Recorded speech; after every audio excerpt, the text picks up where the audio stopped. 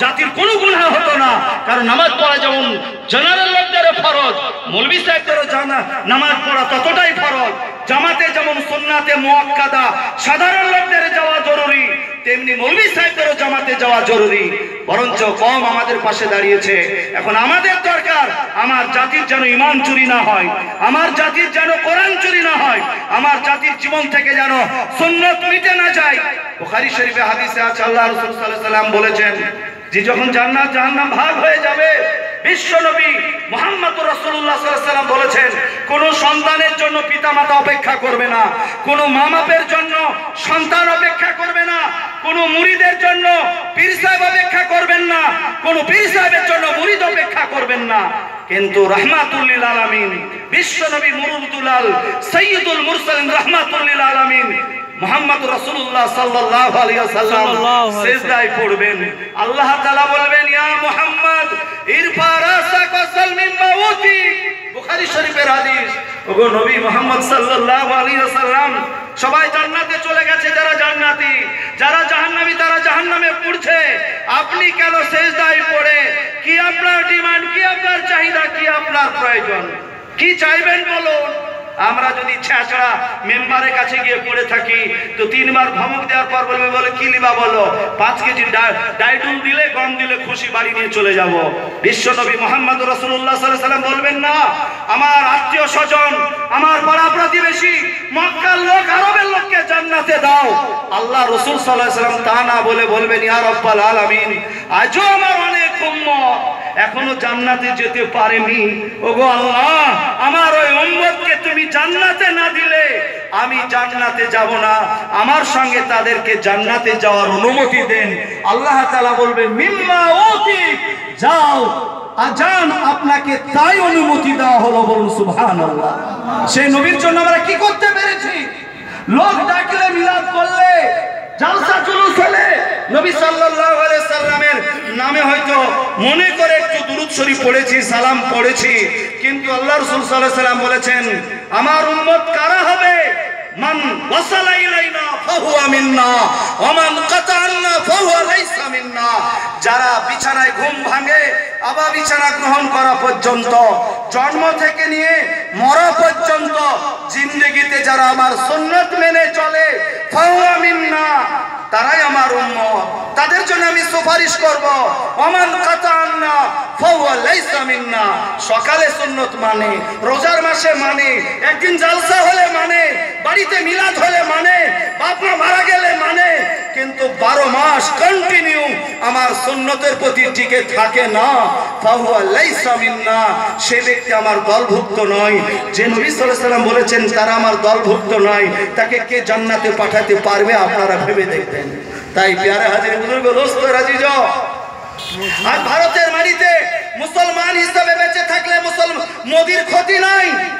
ওই যোগী যারা ভাবছে মুসলমান থাকুক, নাম আব্দুল জব্বার করিম হোক, নামকে আসতে ভোটার লিস্টে মুসলিম লেখা থাক, বাতার আপনার পাসপোর্টে মুসলিম লেখা থাক, ভোটে দাঁড়ালে মুসলিম লেখা থাক, কিন্তু মুসলমান দাড়িওয়ালা হবে, মুসলমান টুপিওয়ালা হবে, মুসলমান মসজিদে আজান দেবে, মুসলমান এরকম জালসা জুলুসে যাবে, মুসলমান দান খয়রাত করে মাদ্রাসা চালাবে।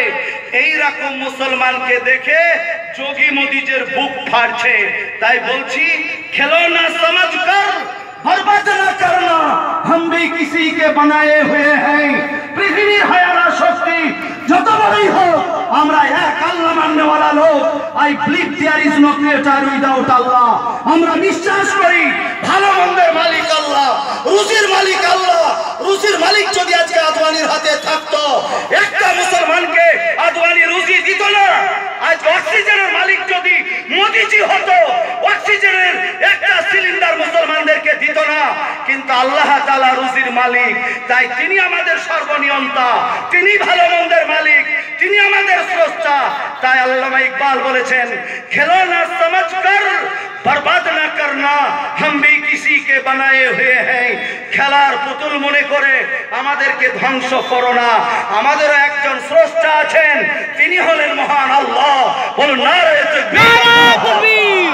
আমরা আল্লাহ মাননেওয়ালা লোক। দুনিয়ার কোন তাকতকে না আল্লাহ রাসূল সাল্লাল্লাহু আলাইহি ওয়াসাল্লাম ভয় করেছেন। মক্কার মাটিতে একলাই শুরু করেছিলেন, মক্কা ছেড়ে মদিনা গেছিলেন। জিতেছিলেন। বদরের প্রান্তরে 313 জন সাহাবাকে নিয়ে যুদ্ধের ময়দানে উতরেছিলেন। নবী সাল্লাল্লাহু আলাইহি ওয়াসাল্লাম ভয় করেননি, আল্লাহর কাছে দোয়া করেছিলেন, আল্লাহ 313 জন আমরা আজকে যদি যুদ্ধে হেরে যাই আমার ক্ষতি হবে না, কিন্তু তোমার দিন মিটে যাবে, তাই আল্লাহ আমাদেরকে জিতাও। আপনাকে বলতে হবে বদরের প্রান্তরে মুসলমান জিতেছিলেন না হেরেছিল? প্যারা হাজির বুজুর্গ দোস্ত রাজিজ, তাদের আমরা উত্তর সরি। আজকে মদের বোতলে মুখ দিয়ে ছুটি। মুসলমান নিরক্ষর কি করে হয়? মুসলমান মেয়েরা বেপরদা কি করে চলে? হিজড়ারা তাদের প্রমাণ দেয় ট্রেনে বাসে যে আমরা হিজড়া, লজ্জা করে না। কিন্তু আফসোস মুসলমান আমরা ট্রেনে বাসে, স্কুল কলেজ ইউনিভার্সিটিতে অফিস আদালতে নিজেদেরকে মুসলমান বলতে পারি না। সারা জীবন স্কুলে পড়িয়ে আপ টু ডেট হয়ে দাড়ি চেঁচে রিটায়ারমেন্টের পরে দাড়ি রেখে মনে মনে করলাম কাবা শরীফ জিয়ারত করে এসেছি, তা আল্লাহর রেজামন্দি জয় করে নিয়েছি। ইসলাম অত সস্তা নাই। বেঈমান হওয়া যেমন ইমানদার হওয়া সহজ, বেঈমান হওয়াটা অতি সহজ। তাই আমাদের আপনাদের প্রত্যেককে নবী করিম সাল্লাল্লাহু আলাইহি ওয়াসাল্লামের তরিকা অনুসারে সুন্নাত মেনে চলার তৌফিক দান করুন, বলুন আল্লাহুম্মা আমিন। চেষ্টা করব তো নাকি ইনশাআল্লাহ? ইনশাআল্লাহ আমরা চেষ্টা করব। যুগ যুগ ধরে এখানে ওরস হয়, যুগ যুগ ধরে জালসা হচ্ছে। এরকম একটা প্রতিবেশী হয় না যে আমাদের সামনে মাজার, এখানে বুজুর্গ শুয়ে আছে, কোন লজ্জা আমরা বেনামাজি হয়ে এখানে আস্ফলন করব, বিনা দাড়িওয়ালা হয়ে এখানে আস্ফলন করব, বেরোজগার হয়ে ঘুরে বেড়াবো, মদের বোতলে মুখ দিয়ে সাইকেলে চড়িয়ে টুকটুকি বাজিয়ে চলে যাব। তারাই বলবে আমরা কালু বাবাকে দারুল মামি কখনো নাই। তিনি যদি দুনিয়ায় তার হাত চলতো, আমরা বিশ্বাস করি প্রত্যেকটা আল্লাহর ওলি কবরে তার লাশ পচে না, তার দুর্গন্ধ হয় না, তিনি জীবিত, এটা বিশ্বাস করি। কিন্তু দুনিয়ার মানুষ যেভাবে যেই কাজগুলি করে সেই কাজ থেকে তাকে আল্লাহ তাআলা ব্যতি রাখেন। কাজী প্যারা হাজির বুজুর্গ দোস্ত রাজিজ, আমাদের একটা তো সহায় সম্বল ছিল যে বুজুর্গ আলারা আল্লাহওয়ালা লোক যখন এখানে রয়েছে অন্তত চোখ লজ্জা হয় যে একজন হাজি সাহেব আজ এখানে আমাদের শিক্ষক সিনিয়র মাদ্রাসার কারি আব্দুল বারি সাহেব দামাত বরকাতুহুম রয়েছেন, তার ছেলে আল্লাহ না করো মরার পর যদি মদ খায়, বেনামাজি হয়, বেপরদায় চলে, সমাজের লোক বলবে না যে আপনারা কারি সাহেবের ছেলে, কারি সাহেবের বেটা হয়ে বেরোজগার হয়েছো, বেনামাজি হয়েছো, একটু শরম করে চলো, একটু লজ্জা করো, বলবে না? বলবে না, নিশ্চয় বলবে। তা আপনার আমার লজ্জা হওয়া উচিত যে আমার বাড়িটা পীরতলা, নামটা পীরতলা হয়ে গেছে পীর আলী ওলিয়াদের নামে। কাজে এখানে মাতাল কি করে থাকতে পারে, বেনামাজি কি করে থাকতে পারে, বেরোজগার কি করে থাকতে পারে, বিলাদারিওয়ালা কি করে দাপটের কাজ করতে পারে? তাই আসুন, যেখানে আল্লাহর ওলি বুজুর্গদেরকে পেয়েছি, সুন্নতের আলোচনা পেয়েছি, আলেম ওলামাদের সঙ্গে সংস্পর্শে যখন এসেছি, Islam is the symbol of the flexibility. ইসলাম হচ্ছে নমনীয়তার প্রতীক। একটু নিজের অন্তরকে গলায়, মন গলে যায়। আল্লাহ তাআলা কোরআনে বলেছেন আমার ভয়ে পাথর পর্যন্ত ফেটে পানি ছড়িয়ে দেয়, কিন্তু কতগুলি দিল আছে, হৃদয় আছে, সুম্মা কাসাত কুলুবুহুম, পাথরের চেয়ে ওদের দিল শক্ত হয়ে যায়। যে আল্লাহর কথা শুনে, নবীর কথা শুনে, আলেম ওলামাদের কথা শুনে, দ্বীনের কথা শুনে একটুকু অন্তর গলে না, আজও আমাদের সমাজে আছে। আর তাছাড়া ভাই আমরা মৌলবি দাবি করলেও তো হবে না, আমরা কতটা কওমের জন্য, জাতির জন্য ভেবেছি।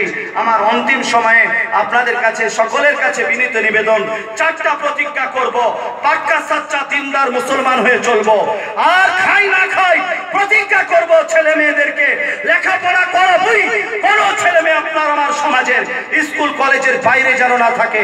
নাম্বার 3, আমাদের ইনকাম কম, ফজল খরচ করে আমাদের অর্থ অপচয় করব না, সঞ্চয় করব। আর নাম্বার 4, রাজনৈতিক নেতাদের ছবলে পড়ে সিপিএম, কংগ্রেস, টিএমসি আমরা বিভাজন হয়ে আমাদেরকে সবাই চপটে চপটে মারতে চাইছে। দলবাজি করে নিজেদের মধ্যে আত্মকলহ, দাঙ্গা ফাসাদ, মারামারি করব না। যার যাকে ভালো লাগবে ইমান বাঁচিয়ে কাঁধে কাঁধ মিলিয়ে একসঙ্গে ভোট দিয়ে এসে আবার ওই চায়ের দোকানে একসঙ্গে গল্প করব। কোনোদিন মারামারি হানাহানি করব না। চারটা কাজ করে যাই, পাক্কা সাচ্চা দিনদার মুসলিম, শিক্ষিত মুসলিম, ফজল খরচ করবে না এরকম মুসলিম, আর ঝামেলা মারামারি করবে না এমন মুসলিম। নীরব বিপ্লব করতে হবে, না হলে ভারতের মানচিত্রে কি হাওয়া উঠেছে নিশ্চয় বুঝতে পারছেন। আর ওই দিন নাই। তাই ভারতের মাটিতে কোটি কোটি অসাম্প্রদায়িক হিন্দু ভাইরা রয়েছেন, তাদের সঙ্গে সাথ দিয়ে কাঁধে কাঁধ মিলিয়ে তারা তাদের মতন ধর্ম করবে। সংবিধানে বলেছে subject to public order, morality and health and to the other provision of this part, all persons are equally entitled to freedom of conscience, shall have the right to practice and propagate religion. Article 25 কিবা যদি আর মোদি যাই চিল্লাক না কেন, আমাদের এই সংবিধানের 25 নম্বর ধারা অনুসারে প্রত্যেকটা নাগরিক সে যদি কলভিল মুন্ডা মুচি হয়, ব্যাগের পূজা করে তো তার মতন করতে পারবে। আর আমাদের বিশ্বাস মহান আল্লাহ এক। হিন্দু ভাইদের বিশ্বাস হতে পারে শিক্ষার দেবী মা সরস্বতী, সংস্কৃত দেবী মা কালী, লোহালাকড়ের জন্য বিশ্বকর্মা, জৈবনের জন্য কামদেব। অ্যাকর্ডিং দেয়ার ফেথ তারা তাদের মতন পুজো পার্বণ করবে। কিন্তু I believe there is no creator in the territory of world. আমরা বিশ্বাস করি আল্লাহ ছাড়া আমাদের ভালো মন্দের মালিক কেউ নাই। আমাদের শ্রেষ্ঠ মস্তিষ্ক, শ্রেষ্ঠ মাথা একমাত্র যদি নত হয় মহান আল্লাহর দরবারে নত হবে বলে ইনশাআল্লাহ। কারো কাছে ঝুঁকাতে চাই না। আল্লাহ তাআলা আল্লাহু আকবার। কাজী আপনারা দেখছেন না, একজনা বলেছেন রাজেশ্বর সিং 2021 সালের 31শে ডিসেম্বরের পরে ভারতের মাটিতে একটাও মুসলমান থাকবে না। মোদি আপনার রাজেশ্বর সিং এর এই বক্তব্যের খণ্ডন করেছে ভারতের কোটি কোটি হিন্দু ভাইরা। আর আমরা রাজেশ্বর সিং, আমরা বড় দিলওয়ালা লোক, আমরা উট খানেওয়ালা লোক।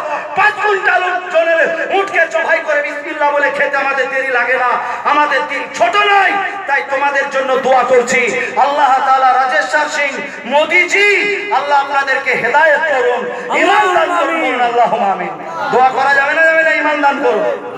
ভারতের 129 কোটি লোক সকলকে আল্লাহ তাআলা হেদায়েত করুন, ঈমান দান করুন, নবীর পথে চলার তৌফিক দান করুন। বলুন আল্লাহুম্মা আমিন। রাজেশ্বর সিং 2021 সালে যেন আপনিও বেঁচে থাকেন, আল্লাহ যেন আমাদেরকে বাঁচিয়ে রাখে। পৃথিবীর মানচিত্রে সবচাইতে বড় মিথ্যা হলে 2021 সালের 31শে ডিসেম্বর সবচাইতে বড় মিথ্যা প্রমাণিত হবে যে মুসলমান ছিল, মুসলমান আছে। এর সঞ্চাইত সংখ্যা 2021 সালের 31শে ডিসেম্বর আরো সংখ্যা বাড়বে ইনশাআল্লাহ। বাড়বে না? বাড়বে না? না মুসলমানদের ছেলে মেয়ে হওয়া বন্ধ হয়ে যাবে কিছুদিনে? বন্ধ হবে না। আরেক বাবা বলেছেন আরে মুসলমানদের কবর দাও বন্ধ করতে হবে, কারণ জায়গার অভাব। এরা জানেন আমাদের দিল বড়। মুসলমানেরা যদি আর এক কথাও কবরস্থানের জন্য জমি না কিনে, যোগীজি আপনাকে বলছি, আপনারাও যদি মনে করেন মুসলমানদের কবরে শুভ, তা আপনাদেরও জায়গা হবে ইনশাআল্লাহ, জায়গা কম হবে না। খালি আপনারা নয়, ভারতের 129 কোটি লোক তারাও যদি কবর চায়, তারাও যদি ইমানদার হয়, এক কাঠা জায়গা না কিনলেও ভারতের মাটিতে যত কবরস্থান, জায়গার অভাব হবে না। আপনারা জায়গা পাবেন ইনশাআল্লাহ। মুসলমান গরিব হতে পারে, দরিদ্র হতে পারে, কিন্তু রাস্তায় দাঁড়িয়ে জোর করে চাঁদা নিয়ে লরি বাসকে ভেঙে চাঁদা দাও না হলে মসজিদ করতে পারছি না। কাজী এইরকম করে মুসলমান চাঁদা নিয়ে কোনো ধর্মশালা চালাই না। চালিয়েছেন আপনারা? কোনো মসজিদ করেছেন? এরকম করেন নাই। মসজিদ তো করবো না, আমাদের রক্ত ঘাম করা টাকা দিয়ে এরকম মাদ্রাসা, মক্তব, এখানে শিশু বিকাশ রয়েছে, মক্তব আছে। আপনার ছেলেদের মেয়েদেরকে পাঠান, কোরআন শিখুক, বাংলা শিখুক, তারপর যেদিক যাবে কোরআনের জ্ঞান হোক। আবেগ উচ্ছ্বাসে বলতে গিয়ে ভুল হতেই পারে, ক্ষমা করবেন আশা করছি। আর শেষবার একটা দাওয়াত জানাচ্ছি, ভারতবর্ষ পৃথিবীতে একটা পত্রিকা বের হয় ফোবাস, 500 জন বাছাই করা প্রভাবশালী লোকের নাম, তার মধ্যে একজন পীর সাহেবের নাম এসেছে। তিনি 4 তরিকার পীর মাওলানা বদরুদ্দিন আজমাল সাহেব। আসামের মাটিতে 48 লক্ষ ভোটারকে বলছে ভোটার নাই, নাগরিক নাই, বাংলাদেশ জোর করে তাড়িয়ে দিচ্ছে। তাদের জন্য তিনি কেস লড়ছেন। প্রায় 50টা স্কুল, কলেজ, হসপিটালের কর্ণধার, সেবামূলক প্রতিষ্ঠান চালান। লোকসভার এমপি 4 তরিকার পীর মাওলানা বদরুদ্দিন আজমাল সাহেব শিল্পপতি। তিনি আমাদের এই ছোট্ট মাদ্রাসা পীরতলা আমতলাতে, মাদ্রাসা রহমানিয়া মাদানিয়া জমিয়ত নগর, আগামী 3রা মে তিনি আসবেন। আমরা আপনাদের দাওয়াত জানাচ্ছি, একবার সময় দেন। বেলা 3টা থেকে শুরু হবে, রাত্রি অনেক রাত্রি পর্যন্ত চলবে। আপনার আমার এলাকা, সারা পৃথিবী অশান্ত মুসলমানদের জন্য দোয়া হবে। আপনাদের দাওয়াত রইল। আল্লাহ তাআলা আপনাদের আমাদের সকলকে কবুল করুন। আপনাদের সার্বিক মঙ্গল কামনা করে শেষ করছি। ওয়া আখিরু দাওয়ানা আলহামদুলিল্লাহি রাব্বিল আলামিন। আসসালামু আলাইকুম। ওয়া আলাইকুম আসসালাম।